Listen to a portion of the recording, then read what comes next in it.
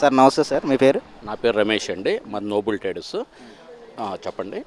ఇప్పుడు గిట్టుబాటు ధర ఎలా ఉంది రైతులకి? మీకు ధర రైతులకైతే చాలా తక్కువగానే ఉందండి.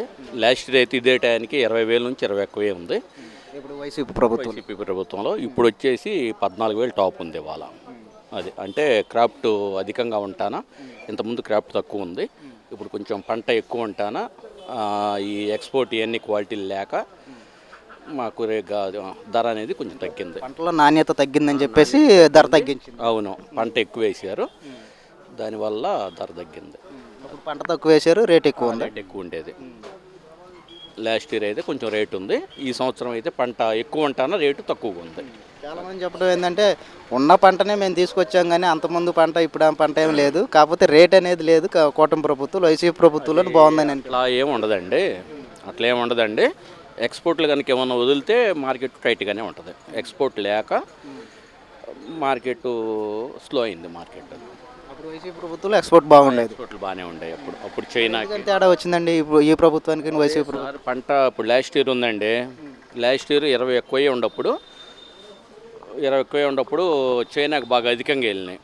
మాకు అన్ సీజన్లో చైనాకి ఎవరు పంపించలేదు, దానివల్ల మార్కెట్ అన్ సీజన్లోనే తగ్గింది.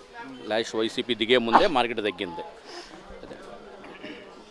మన జగన్ గారు వచ్చిన తర్వాత 1000 రూపాయలు పెరిగింది అంటున్నారు బస్సాయికి, నిజమేనా? జగన్తో సంబంధం లేదులే అండి. ఆటోమేటిక్గా క్వాలిటీలు తగ్గినాయి, రేట్లు పెంచారు. జగన్కి దీనికి సంబంధం లేదు. ఆటోమేటిక్గా క్వాలిటీలు తగ్గినాయి, మార్కెట్లో రేట్లు పెంచారు. మన జగన్ చంద్రబాబు గారు కేంద్రంతో మాట్లాడి రైతులకి గిట్టుబాటు ధర కల్పించాలని చెప్పి మాట్లాడిన తర్వాత రామ్మోహన్ నాయుడు గారు కూడా కేంద్రంతో మాట్లాడి నిధులు అనేది కేటాయించడం జరిగిందని చెప్పి మాట్లాడారు. అది కేటాయించారా? మీకు ఎట్లా? ప్రస్తుతానికి అయితే మాకు మొన్నేనండి వచ్చింది, ఇంకా రాలేదు. అది వచ్చి కొంచెం గిట్టుబాటు ధర అన్నీ ఇస్తే రైతుకి హ్యాపీగానే ఉంటాడు. అది మీ దగ్గరికి వచ్చినాక రైతు ఎలా ఫీల్ అవుతున్నాడండి? సార్ ప్రస్తుతానికి అయితే మార్కెట్ 13,500 నుంచి 14,000 అంటే లేదండి.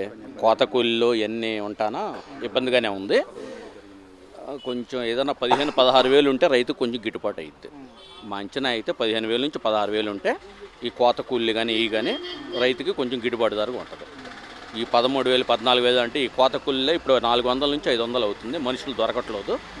కాబట్టి కొంచెం 15,000 రేటు ఉంటే బాగుంటుందని మేము భావిస్తున్నాం. వైసీపీ ప్రభుత్వంలో పంట దగ్గరే లోడ్ కూడా వేసుకుని వెళ్ళిపోవడం జరిగిందని అని చెప్పి మాట్లాడారు.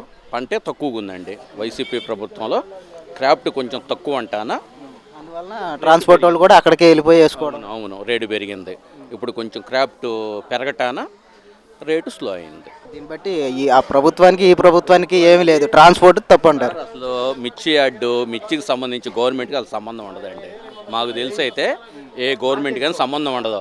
క్రాఫ్ట్ తగ్గిందంటే రేటు పెరిగిద్ది, క్రాఫ్ట్ పెచ్చుందంటే రేటు తగ్గిద్ది. ఇంకా అదొకటే కానీ ఏ వైసీపీ ప్రభుత్వం, టీడీపీ దానికి దీనికి అసలు సంబంధం ఉండదు.